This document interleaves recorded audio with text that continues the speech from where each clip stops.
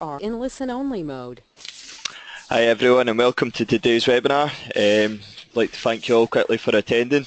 Our today's speaker is Lorna Dunipace from Glasgow Health and Social Care Partnership, who's going to be taking us through Glasgow's integrated care for older people model. Just to introduce myself, I'm David Morton. I'm a Change Management Project Officer at the Improvement Service, and we've been running this webinar series for about a year and a half now as part of our ongoing commitment to the Scottish Local Authority Change Managers Network. Just to quickly run through how the session will run, I'll very quickly hand over to Lorna, who will take you through the presentation.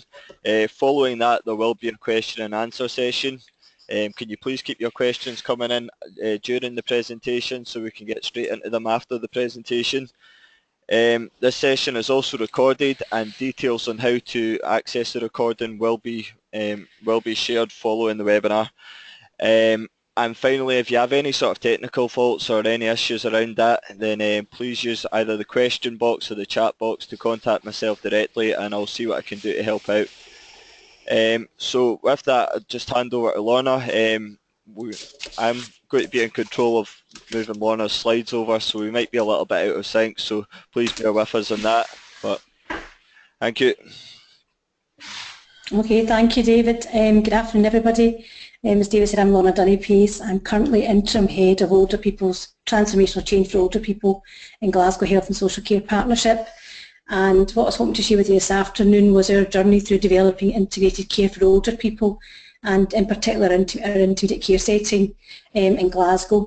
Just to start and give you a bit of background, I suppose, our population in Glasgow, because I know that all local authorities, it's a very different profile.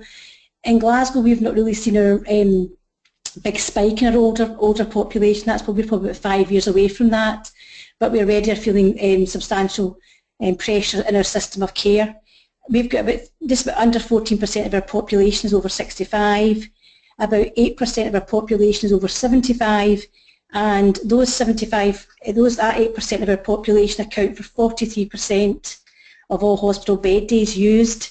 And of that 43% of all hospital bed days, about 92% is in an unplanned or admission in a crisis. So there's certainly something to be done around that. David, next slide, please. This will be a double act for us all. This is just to show you admission rates, which some of you will be very familiar with across all the councils in Glasgow into acute hospitals. As you can see, for Glasgow City, who are the second coloured bar, and these different coloured bars are different age groups. And as you can see, for Glasgow City, we're a bit of an anomaly. We have higher admission rates across all age bands for admissions into acute hospital. There's been lots of people looking at this for many years, trying to work out why this is. Is it because of the impact of deprivation on our population's health, or is it the fact that our population have very good proximity to accident emergency departments, a bit of build it and they will come? We're not quite sure. We think it's probably a combination of both, but we can't sustain these levels of admission rate into acute systems of care. We also have in Glasgow a higher rate of admission to local authority care homes across our older population, over 65s and over 75s. You're more likely to end up in a care home if you live in Glasgow City than you are in any other local authority area in Scotland. So that's also a challenge for us as we start to develop services. Next slide, please, David. I suppose just to put in context this of older people that I'm hoping to talk to you about this afternoon, most of our older population, as you're all very aware, are heterogeneous. They're a very mixed group. People say they're not, but they are. Most of our population are fit and well, thankfully. They're very economically active. Most of our volunteers in Glasgow come from our older age group, and most of our carers, in fact, are over 65, so they contribute a lot to our society and well-being. But the group of people that we're focusing on for this work is the group of people on the right-hand side of your screen. They tend to be the frail, vulnerable older people. They are more often women because of this ageing profile. They're usually over 80, and they're all multimorbid. And by that, what I mean is, if they have one disease, they don't just have one disease, they only have lots of disease. So if you've got heart disease and you're over 65 in Glasgow, you are 65% likely to have another 4 other illnesses as well. So you have diabetes, stroke. So quite a complex group of older people, quite often described as being on the edge. as a kind of comparison. People think they're just living on the edge of a cliff and it doesn't take much just to knock them off. But I think it's important just to say we shouldn't be looking at old age as a kind of negative. They very much contribute very much to our economy, and we need to support them to do more of that. Next slide, David, please. This is just to talk a bit about frailty as an abnormal state of health. It just kind of builds on from the slide earlier. Really just to say around this is we know that older people, you and I, would have a functional, an illness, like a minor illness, like a urinary tract infection shown there. And when you're unwell, we dip. Our independence dips a bit. We feel quite unwell for a period of time, and we very quickly recover, and we get back to this place, the state we were before. If you look at the red line below that, that's probably the impact it has on an older person who's more frail. So they're probably not as independent before they start their journey. They have some kind of stressor or crisis. It could be a urinary tract infection, a fall, etc.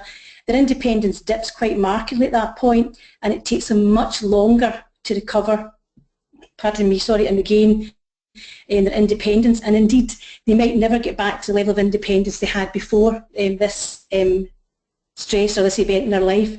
And this is what, I suppose, why is this important? It's important because currently in our system of care, we probably assess older people for care, or we were assessing for care in Glasgow, when they're somewhere just along that bottom bump in that yellow line. They've probably been in hospital, been fit for discharge, and are ready to go home, but they are ready to be discharged from hospital. They have not reached their full level of maximum independence that they can. They're still somewhere along that journey and have not quite reached where they could get to. Next slide, please, David. It's definitely a double act, isn't it? So reshaping care for older people, again, why is it important for us? This is our population for Glasgow and Scotland. Scotland, as you can see, is pink, and Glasgow is the blue. So our population of over 65, 75 is a bit higher than the national average, and over 75 is a bit lower.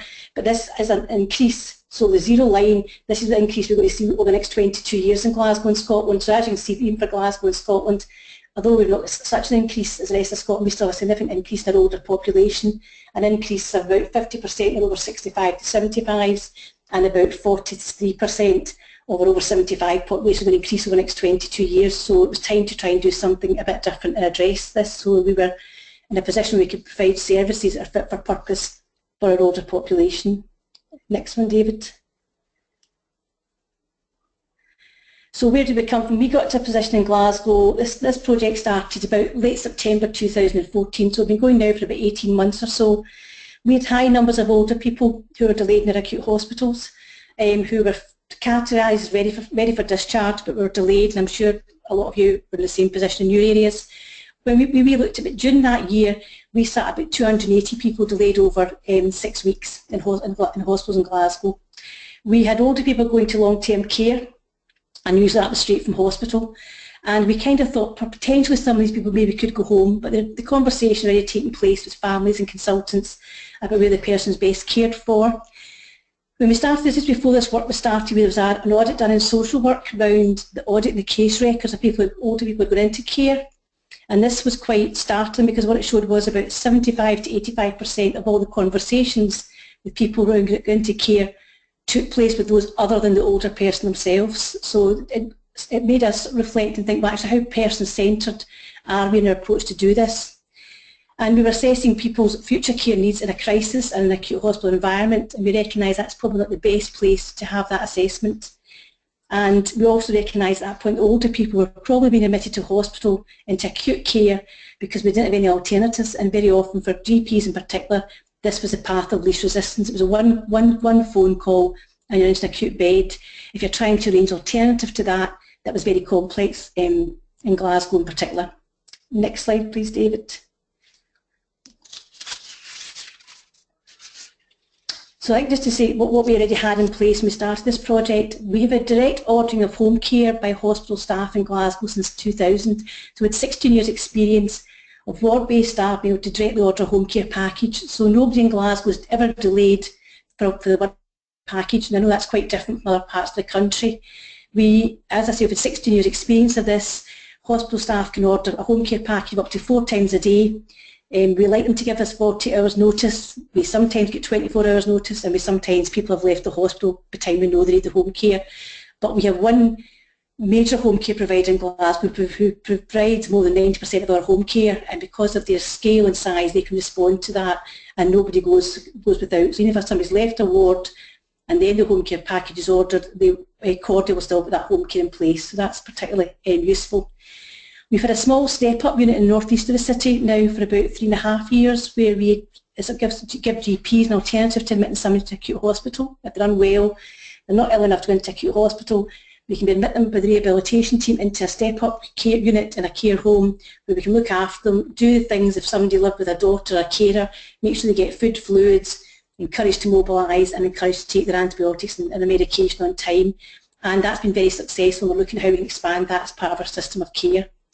We've also had community rehabilitation teams in place in Glasgow City for a huge number of years now. They've been through different morphs, they've had different names, but they do in-reach into A&E and have done for many years.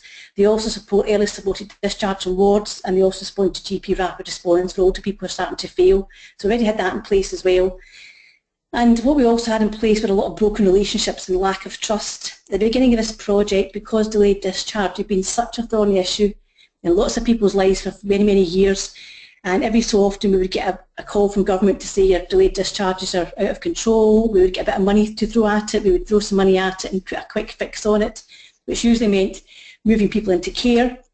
That had put a lot of pressure on the frontline staff who deal with this day in, day out. And by that frontline staff, I mean frontline social work staff, frontline ward-based hospital staff, consultants, discharge staff, and also some community staff. And in some parts of the city, these relationships were actually fundamentally broken because these people had really been put on the front line, and they had a system of blaming each other for the causes of and problems around delays for many years. So that's kind of where we came from. Next slide, please, David.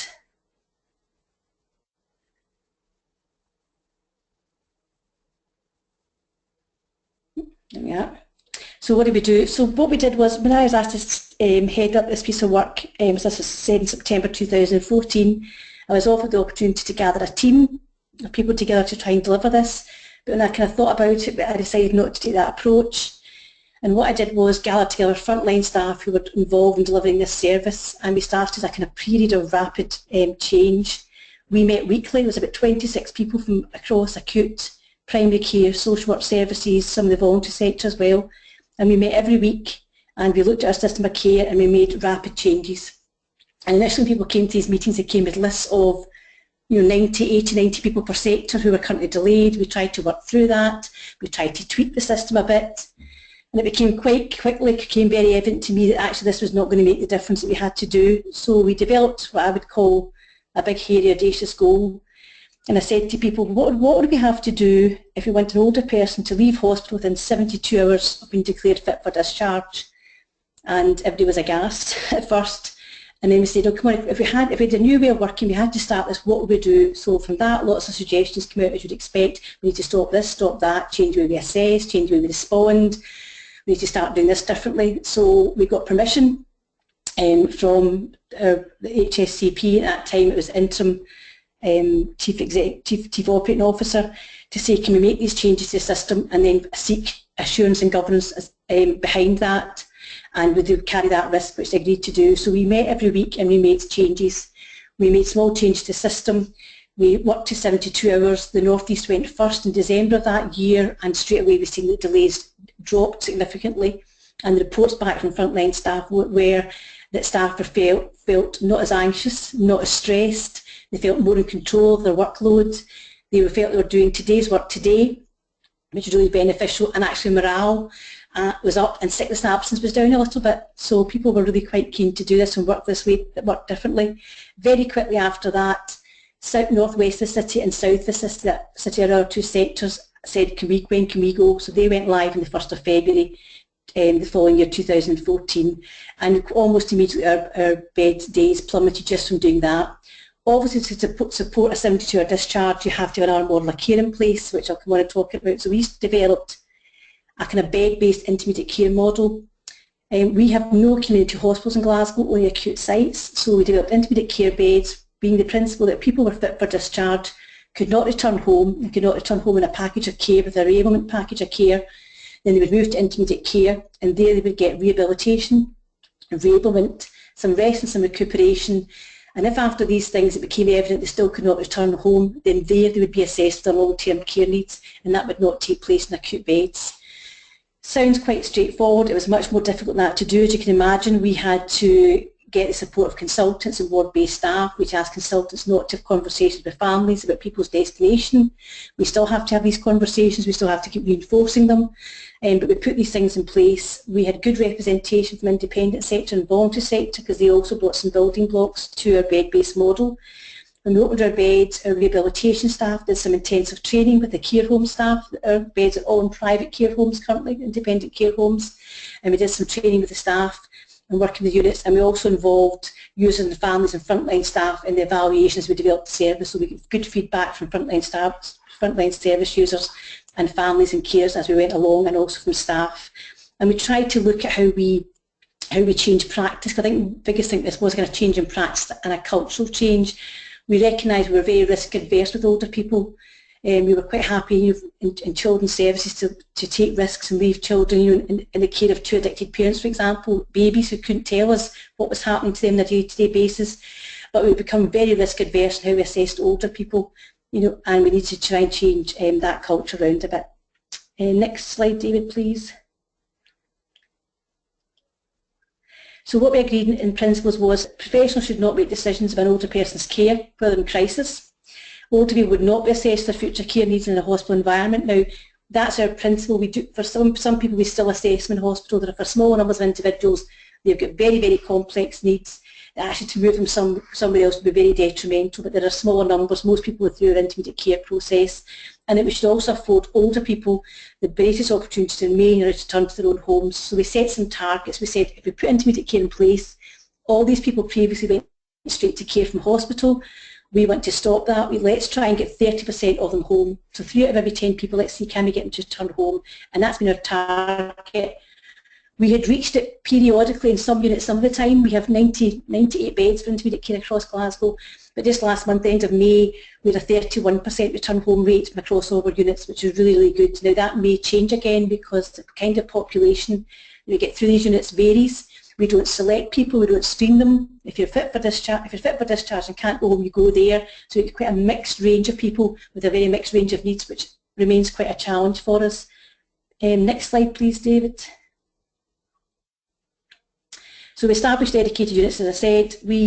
Each unit has dedicated GP sessions, dedicated rehabilitation and dedicated social work staff aligned to them, and they also have access to consultant geriatrician via phone for support. That's been quite important for the GPs because of the very mixed group of people we're putting through these beds.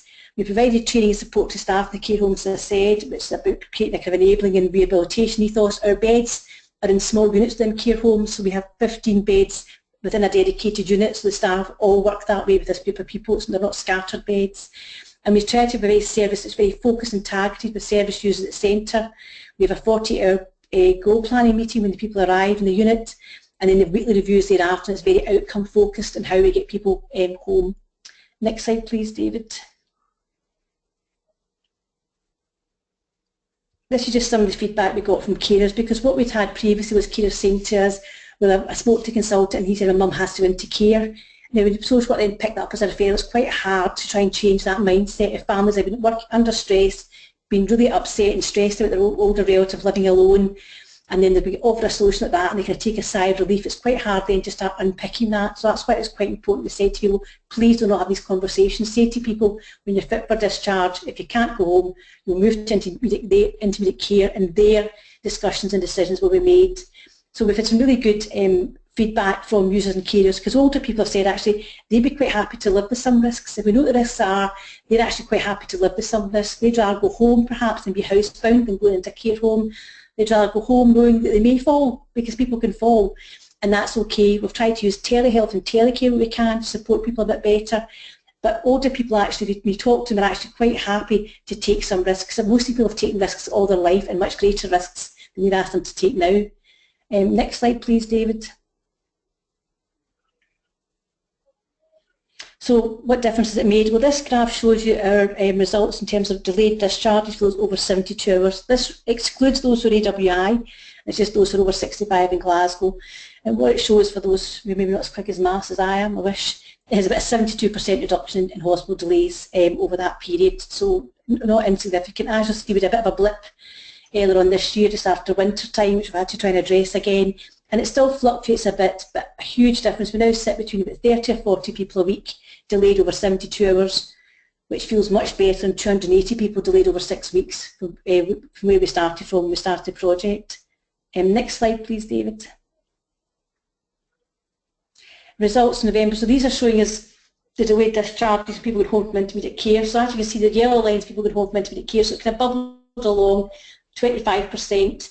That in February. October last year we just hit over about 24%, but as I say, this hasn't updated. At the end of May this year, we're up at 31%. We've recognised what's happening. People going into intermediate care settings, when the people have been assessed in there as requiring care, they're more likely to be assessed as requiring residential care now rather than nursing care. Previously our big area was nursing care. What we're seeing now is more people requiring residential care, and that's caused us to pause and reflect and think, well, if it's residential, why not home?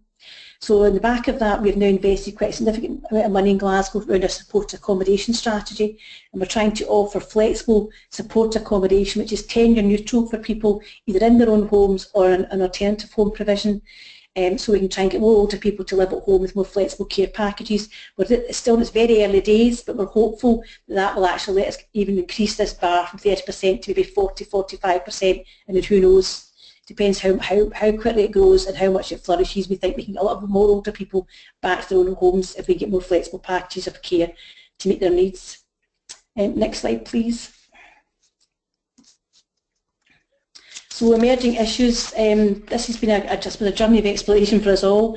I think the keys are emerging issues for me have been relationships. As I said, relationships were quite broken and fractured in some parts of our system when we started this. I look around today, I don't see that. I think people have now started to gain a bit of trust and a bit of confidence in each other's decision making and be a bit more open and trusting with each other. Language has been really, really important because for a lot of people fit for discharge, people expect people to be fit and well, and that's, for older people, that's absolutely not the case. It just means there's no more benefit of you remaining in an acute setting. It doesn't mean you're well, it doesn't mean you're fit, and actually it can mean you're terminally or in a palliative stage of your life. It just means we'd no longer benefit from remaining in a hospital bed. And we know for older people, remaining in a hospital bed now, after you've been fit for discharge, there's a good body of evidence that shows you're more likely to be malnourished, you lose muscle mass, you become more depressed, more isolated. So it's actually in older people's benefit to move them on from that environment as soon as we can. Readmissions have been a bit of a learning because we seem to have high readmission rates from intermediate care, and that caused a lot of staff some concerns about where we're giving people a second level of service, where we're getting it wrong, why this didn't seem right. But actually we checked readmission rates against other projects like hospital at home, and also just the general readmission rates for this group of people. We were not outliers. We did a huge case note review with consultants. We looked through case notes and checked our readmission rates, and actually we're now comfortable with the readmission rates we actually have, which sit about 15%. And again, as I said before, risk perception. The perception of risk has been a huge challenge. This is not, we're not there yet. We're still working with frontline staff. We have quite a lot of events. We bring staff together. We share good practice. People have taken the ingredients we've laid out for them, and they've created a unique, as I would say, recipe for an older person that helps support in their own home. But these staff have had to go the extra mile to do that. They've really got to knit together a care plan that's a bit different, bring in the voluntary sector, care support, and look at how we support an older person on the round. So it takes a bit more effort and a bit more time, it's a bit more complex, but the staff that do it say to us the benefits and the outcomes and the feedback from family and carers is worth the effort. So it's trying to get all staff to try and think and work that way, and that will take time as it filters through, because cultural change always does. Next slide, please. So for us it's a period of continuous improvement. We are now doing some work with part of the Frailty Initiative with the Scottish Government. We're looking at how we identify those who are at risk or who are frail in our community populations, and then look at how we respond to that. We're doing some pilots around how we do that. We recognise we need to try and look at more at the front door around prevention of older people, and how we then look at how we develop our step-up beds across all 3 parts of the city, but also what else we have to do to try and stop so many older people being admitted into acute care in the first place, and particularly being admitted in a crisis rather than a more planned way. So we're trying to provide creative and different solutions to allowing older people to remain in their own homes as much as we can. We recognise that all partners need to have different conversations with older people and their families and carers. These conversations need to be more honest. They have to take place a bit earlier. We have to try and talk to older people about things like powers of attorney, having an anticipated care plan in place. Also having consultants, we have quite honest conversations with older people who are maybe frail and in the last year or so of their life, and make sure that conversation is taking place with families, that your mum and dad are particularly frail.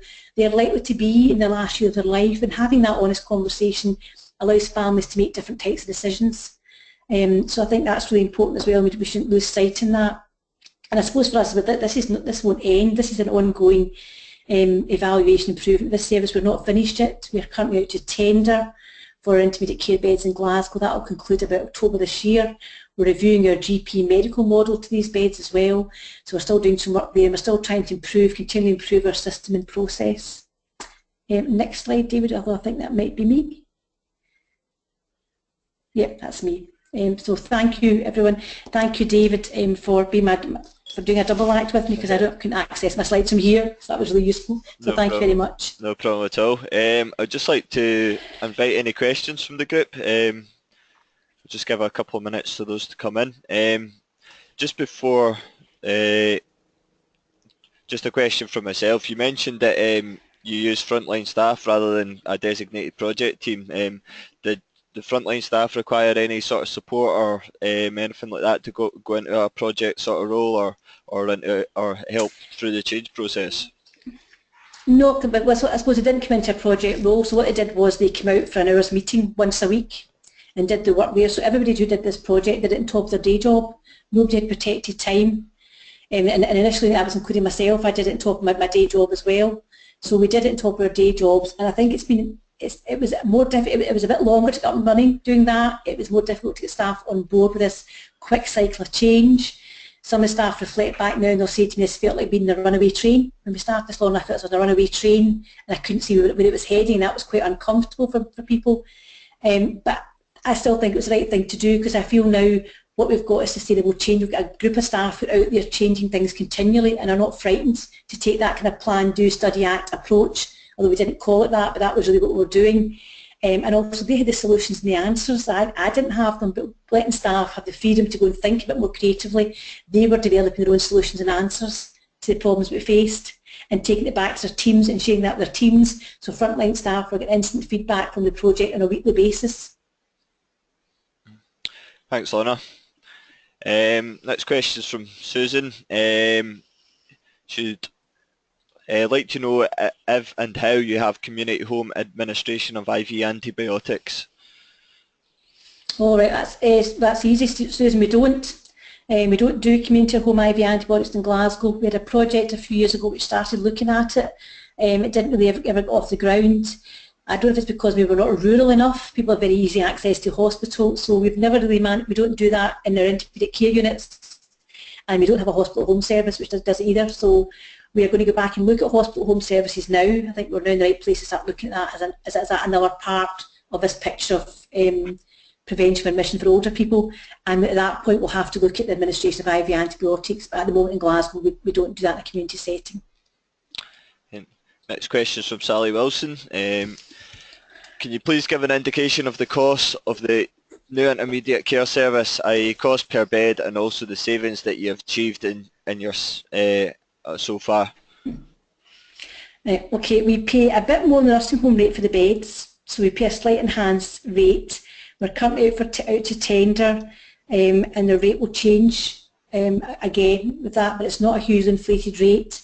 I don't have a cost for the savings at the moment, because what we're doing at the moment is we've invested our ICF money to develop our beds. We hope if we get more people home and we develop alternatives to admission for people, then eventually the savings we release from care home provision will help offset the rest, the money, the cost of the other services. Thanks. And another question from Sally: how long do people stay in an intermediate care bed before getting home? That's a good point. When we started the project, Sally, we'd hoped about 28 days. We thought maybe that was affordable, giving our throughput, and that would give enough to turn over the beds based on our previous admission rates and discharge rates from acute. we're probably a bit naive in that, to be honest, because because we don't select people, so we're not selecting people who've got rehabilitation needs. It's just everybody who goes who can't go home. So because that, we get a really mixed bag. So some people, because they're so frail, become unwell when they're there. Some people get readmitted. Some people just become unwell and not well enough to complete an assessment process. They become unwell, they get a bit better again, they start again, they become unwell again. So some people stay a bit longer. What we said to people was, you can stay longer than 28 days if your destination, you're going to go home. So if it takes a bit longer to get your accommodation sorted out, etc., stay longer if it means you're going home. So that's always been our kind of push. We currently have about 65% of our beds, people stay longer than 28 days. We've had some outliers, and we've got some learning in that. We've had some people who have stayed quite a long time because they've not wanted to leave. So we've now introduced a policy where if people are quite clear when they go there, if after they've completed an assessment and they're having to go to care and their choice of care is not available, they have to go to an interim bed. If they decide to remain in intermediate care, however, they'll be charged at the full intermediate care rate, which is more than a nursing home rate. We've never had to do it. We've just had to almost threaten it or mention it, and people have moved. So we do have people outline, but we've tried to be a bit more lax with length of stay. If it means you can go home, you can stay in 2 weeks more, with more input from rehab, means you return home. We've let people do that. Thanks, Lorna. Next question's from Martin Williamson. Have there been any useful lessons learned regarding ICT technology-enabled care across services or partners? Probably not yet, Martin, to be honest. We are about to try and look at using some video conferencing, linking our intermediate care units into our consultants. We think that would be useful for them to actually eyeball some of the patients remotely and see if that will help. We are looking at some stuff around telehealth and telecare. We have just developed a flat in one of our intermediate care units, so it's an independent flat which is upstairs in a care home, which is direct access outside because it's split level.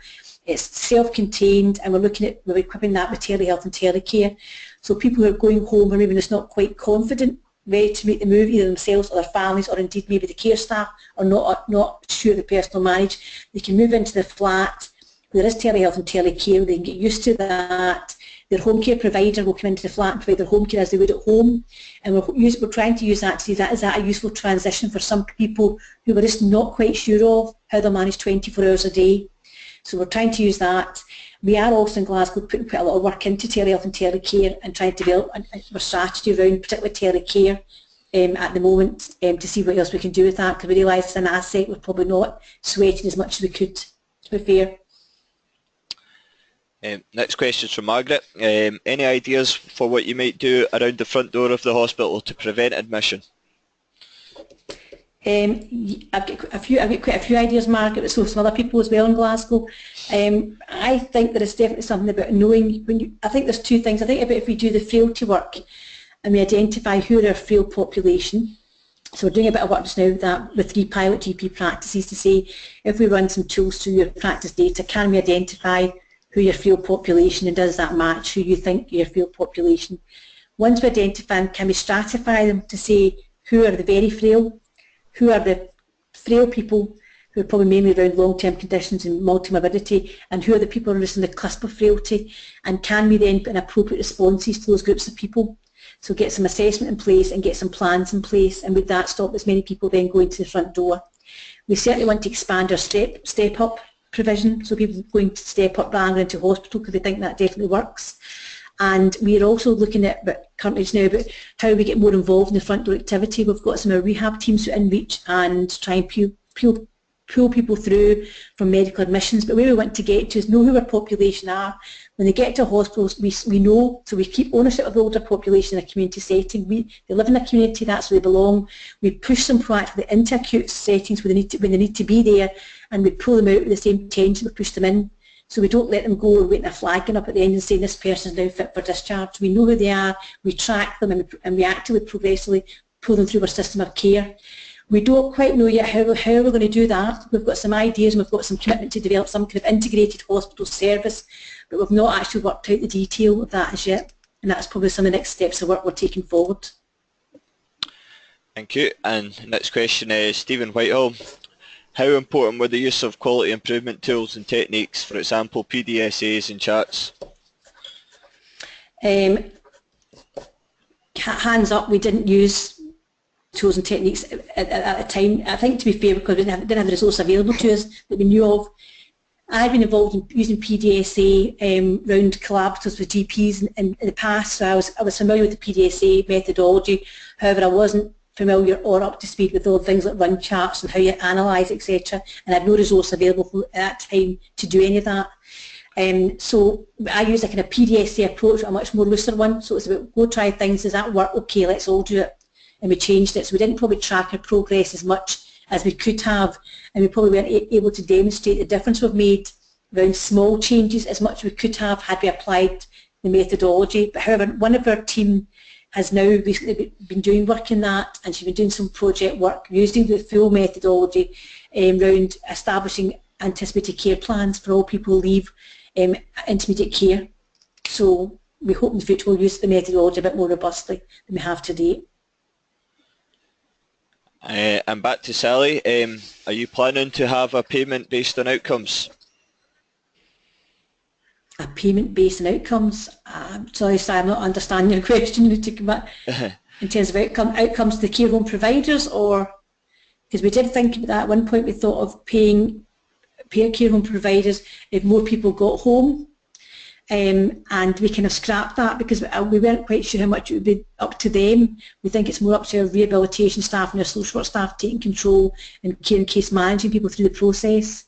So I'm not sure if that answers your question. That's what you're talking about. I think it's more outcomes being realised. Whether that's a building block of the project, if you get what I mean. Yeah, no, I mean, I suppose outcomes for us are that we reduce delayed discharges, so there won't be any incentive in that for people, and then it's about getting more people home from intermediate care. We did think of incentivising the care home providers, but we kind of we've discounted that now. Thanks. And are individuals charged for the intermediate care service as they would be if this was respite? No, there's no charge for intermediate care. You don't start getting charged until you've been assessed if you went to care until you move to your care home of choice. There's no charge to individuals, because what we didn't want is to put something in place that would stop people going. It's not a choice to go to intermediate care. If you're delayed in hospital, you can't go home, you go to intermediate care. So it's not a choice thing. You understand where you're going. We've got literature we give to families so they understand the process, that if once you go there they're assessed for requiring care and they move on, then there will be charges. Or if they decide to stay in intermediate care beyond their assessment being completed, then they'll be charged appropriately, but there's no charge for actually being there. And back to Margaret, are the intermediate care beds joint funded? By joint funded, I take it you mean by, I suppose, with other acute planning partners? No, well, they're funded fully from our Integrated Care Fund, so the GHSCP's Integrated Care Fund funds them fully, so there's no contribution from acute partners, it's just from health and social care and community that we fund them through. And the last question we've got in at the moment, Sally Wilson, you mentioned problems with relationships between frontline staff. What did you do to remedy this? Well, I suppose it was just getting people together and actually getting a bit of understanding of each other's constraints and challenges and how it felt. So getting people to meet every week and look at solving solutions and developing solutions and solving problems together certainly helped that. And it's taken, I would say, for some people probably about 18 months to get a relationship that's back in a place where we can actually work and trust each other. And it's been an interesting journey because maybe about 10, 11 months ago, we had an incident where something happened, and I'd come back to a kind of big list of emails where people were lapsing back into old behaviour. So I could see social work staff emailing delayed discharge staff, hospital staff blaming social work staff, and these emails firing back and forward around this clinical incident which could have been avoided, but nobody was going to take responsibility. And I had the meeting that week and I said to people, I've seen this issue, and people started getting on their high horse, and I said, look, I just say I'm really disappointed because we all agreed around this table that these are the changes we've made. We agreed the changes, we agreed to put a system in place, we created the system, and now as soon as something's gone wrong, you're back to blaming each other. And to be fair, they looked at each other on the table and they came back and said, you're right, this is our fault, we need to stop this. We've created this again. So they recognised their behaviours themselves, and since then it's not come back, it's not reoccurred. It's still not perfect. At times when things do go wrong, there is still a tendency to retreat back to your own house and start to blame, but they very quickly nip it in the bud now and actually just get together and actually work out what the solution is, rather than just blaming each other. They pick up the phone and sort it out. And just one last question's come in from Julie. Did you have any additional resources for rehab and social work staff to provide input into the intermediate care beds? We had no additional input for social work staff because the view was that these are people social work staff would have to see and deal with anyway. So it's the same group of people we're always dealing with. We had a bit additional resource for rehabilitation teams. We give additional resource to them so they can employ some more support workers and a bit more physio and a bit more OT, because we recognise that was the disciplines which were mainly needed to be used. So we did put a bit of investment into there. Thank you, Lorna. I think that's all the questions covered for the moment. So I'd just like to extend massive thanks for you taking the time out to present today, and also thanks to Alison, Justine and Margaret from Greater Glasgow and Clyde who helped set it up. Quickly before we finish, I just mentioned at the start that this webinar series is part of an ongoing initiative from the Improvement Service called the Change Managers Network. This network exists mostly as a knowledge hub group. If you wish to join, then you can find out information on future webinars and also showcase good practice from your place of work or from around the country. If you go into khub.net and search Change Managers Network Scotland, then you can put an application in to join. Finally, as I mentioned, these are recorded sessions. All our recordings are stored within our Knowledge Hub group as well and are available as downloads from there. Just following this webinar, we'll ask you to just complete a quick survey. We just want to go through the quality of the webinar, make sure everything was working okay, the audio and the sound, and any comments for improving it in the future. We also ask you to recommend future speakers. We've been very successful at getting future speakers to contribute to the series, so if you anyone that you feel could help contribute and make it a worthwhile series, then please recommend them. Finally, just as you've attended today's webinar, you'll be added to all future mailing lists for future webinars. If you want to be withdrawn from this, then just respond to the next email that comes out. The next webinar is actually next Wednesday and will be by Dr. Pietro McKelly from the University of Warwick Business School around how you can use performance data to improve our working culture. So once again, a massive thanks to Lorna, and I hope you all enjoyed the session. Thank you. Thank you.